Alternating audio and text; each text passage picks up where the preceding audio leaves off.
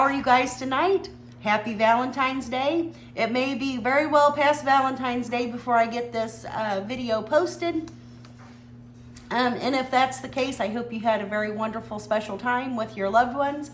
And welcome to Life on Turkey Lane. I'm so glad you're here. Tonight, I want to share with you some gardening resources that I found that I think you might really enjoy or be able to use.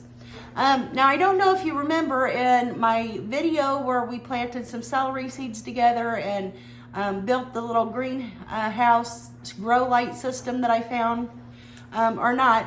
But in that video, I shared with you that I had ordered this Clyde's Garden Calendar. And before I could share it with you, I kind of need to study up and see how exactly to use it before I could tell you guys all about it.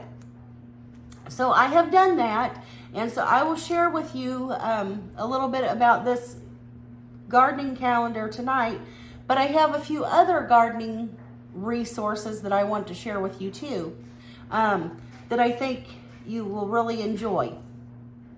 So this Clyde's Garden Calendar is really simple to use. It was just a few dollars, and you can get it, I got mine at Baker Creek, but I believe they have it on Amazon and a couple other sites for, you know, I paid a little over $5.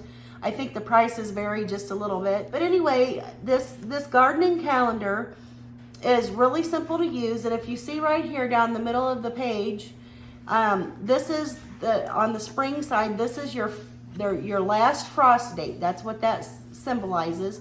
And so up here at the top, there's dates. And what you would do is you would slide your paper in there to where your last frost date is. And then on the side here, it has your listing of like vegetables and herbs that you would be growing. And it will tell you the dates that you should start your seeds indoors or if you should direct sow and when. So it's really easy to use. The only little problem I had with it, and it's not that I'm criticizing or anything, at least for me, is that the list of items they have for you to plant and grow here is not a very large one. It's very limited, and most of the items they do have listed here are items that I don't grow in my garden. So therefore, there's just a few things here that I would actually be able to use this for. So anyway, for me, this is not a very comprehensive gardening tool, but I am glad that I have purchased it, and I can use it. But what I really want to talk to you tonight is that I'm so excited that I found a couple other resources that you can use that I think is going to be a lot more beneficial for you than the Clyde's Garden Calendar. And like I said, I'm not knocking that. I think it's a good garden calendar for a lot of people. But it was very limited for me. So another item that I checked out was I went to Living Traditions Homestead, and if you're a gardener, you have probably watched their channel a time or two. And they have what you can purchase from their website is a seed. It's a seed starting cheat sheets, they call it. It's $2 on their website, and it's a downloadable, printable resource, and it has 3 different pages. One's for vegetables, one's for herbs, and one's for flowers. And I think it's a pretty comprehensive list. They have quite a few things on here that just a lot of items that you would probably grow. Just about anything and everything you can think of to grow, they have it listed on here. The only problem I really found with this list is because they don't know your last frost date, you kind of get an estimate of, you have to count back however many weeks or however many days from your last frost date to start your seeds indoors or outdoors or however. And for me, that was kind of going back to what I was already doing already and Googling every item that I want to plant and how many weeks I need to start it ahead of time and just a lot of things. So this list wasn't really very beneficial for me.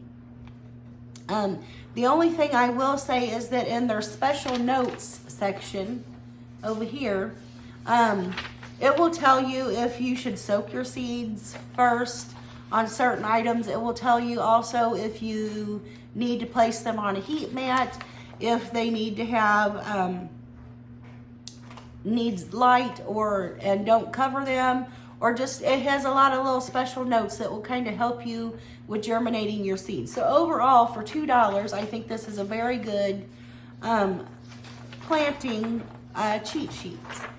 I don't think you can go wrong with ordering it, and I will make sure to leave the link to all of these items down below in my description box for you to check out. Okay, so I found a website, guys, that is super easy to use. It's a kids website of all things, and I think you're going to be really excited to use this little website and to get their interactive spring planting calendar.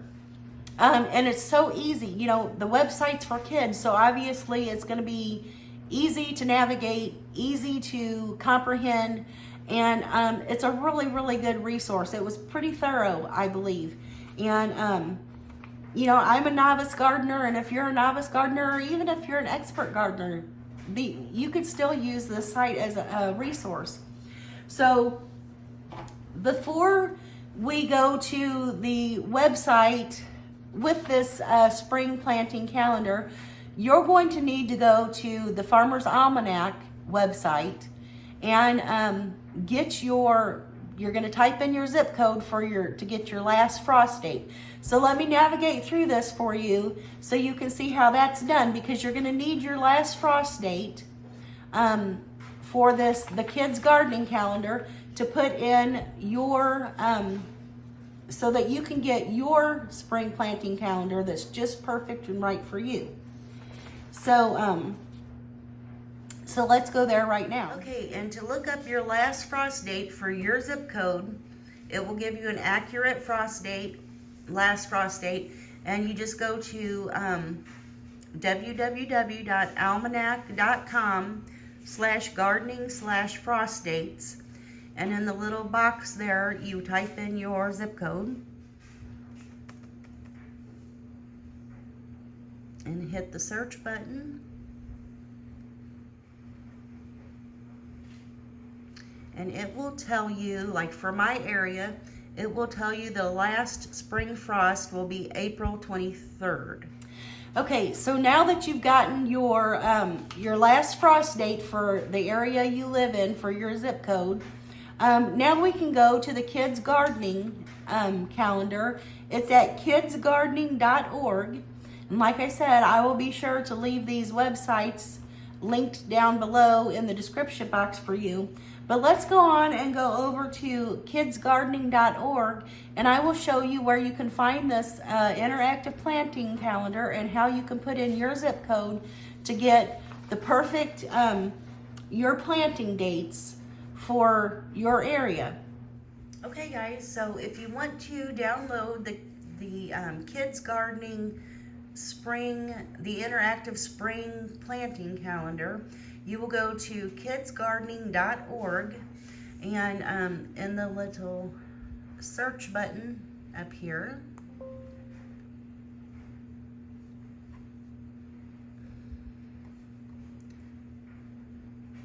in the little search bar here, you will go to that and you will type in planting calendar.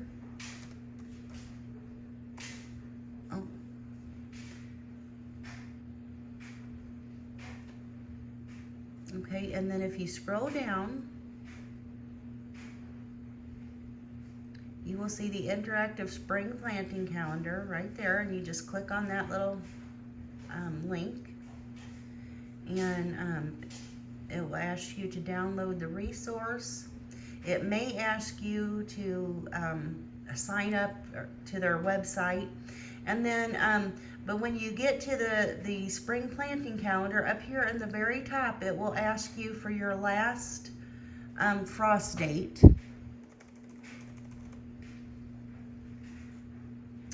I believe for 6B here where I live, it is April 23rd, 2024. And then when you hit the enter button, then all of the dates will change. And they have a pretty good list of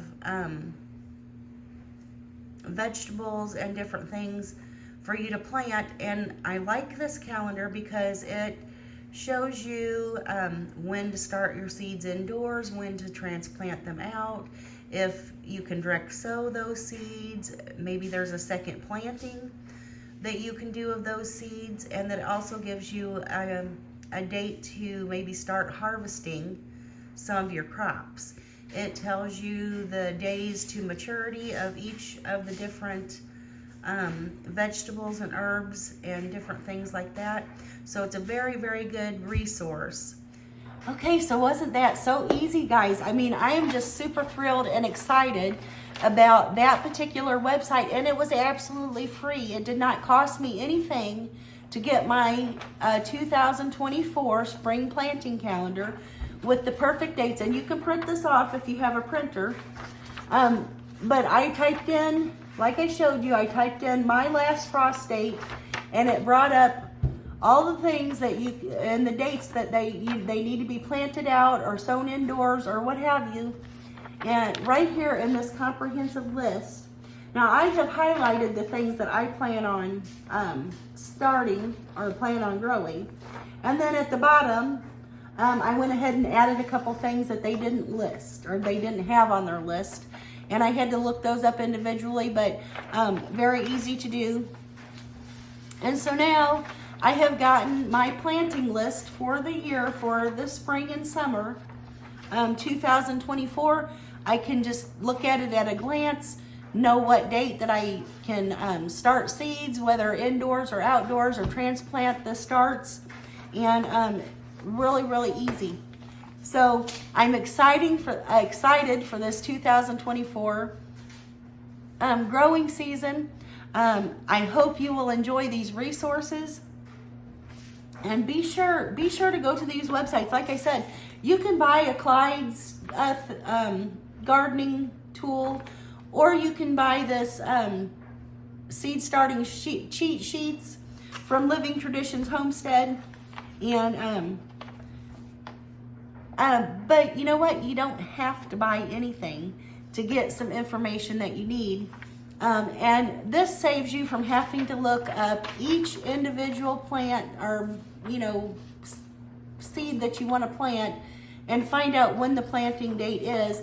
This is going to go ahead and just have it all listed for you.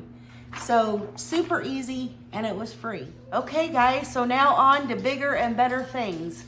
I have some really exciting news. Well, at least it's exciting news for me.